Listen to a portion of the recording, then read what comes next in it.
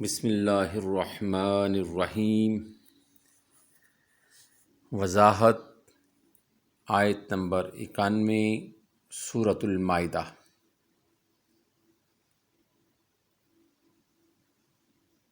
شراب اس سے پہلے واجبی طور پر حرام تھی، اس کے بعد واضح حکم آ گیا۔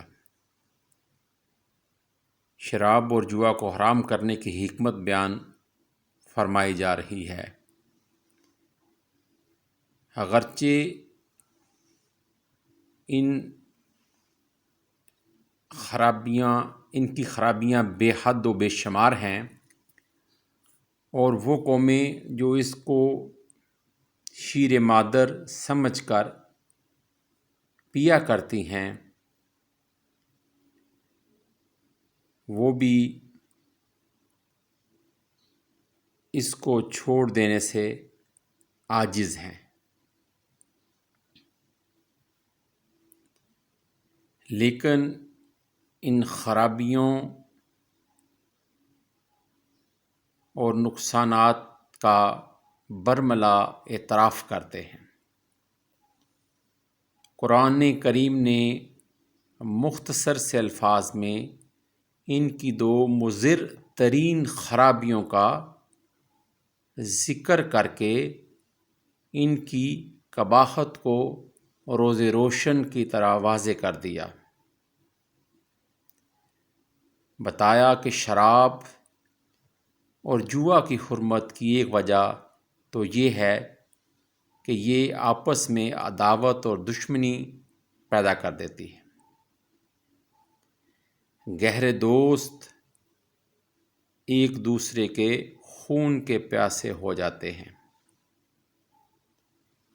یہ ایسی بری خصلتیں ہیں کہ انسان کے اندر تمیز ختم ہو جاتی ہے، اور اس کو اچھائی اور برائی میں کچھ نظر نہیں آتا، بلکہ وہ اپنے اوسان کھو دیتے ہیں، خصوصاً شراب میں۔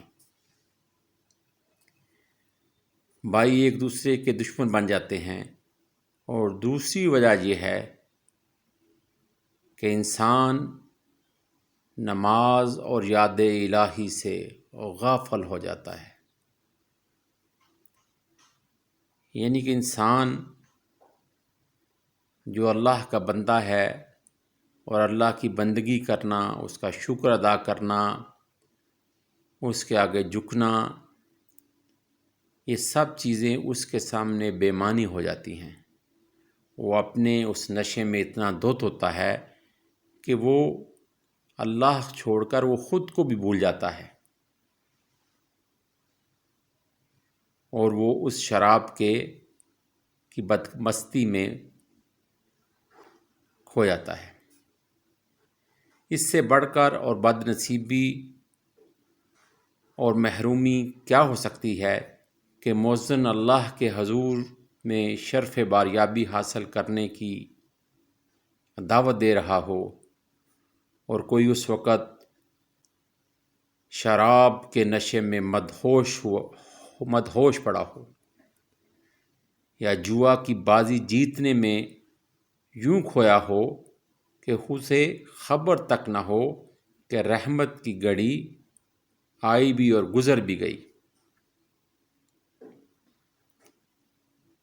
اور جب شراب اور جوا کی حرمت کی یہ وجہ ہے کہ وہ یاد خدا سے غفلت کا سبب بنتے ہیں، تو شطرنج اور تاش وغیرہ جب آپ کھیلنے والوں کو انتہائی منہمک کر دیں گے کہ نماز کی ہوش تک نہ رہے، تو یہ کیوں کرنا حرام ہوگی۔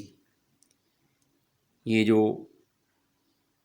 فال نکالنا، اس طرح کی فضولیات جو ہیں، یہ اللہ کی ذات کو بلا دینے کے لیے کافی ہیں۔ اللہ تعالیٰ کی ذات کا جو الہ ہے، وہ اس کو بھی یہ چیزیں فراموش کروا دیتی ہیں۔ انسان انہی چیزوں میں مگن ہو جاتا ہے اور اللہ کو بھول جاتا ہے۔ استغفر اللہ۔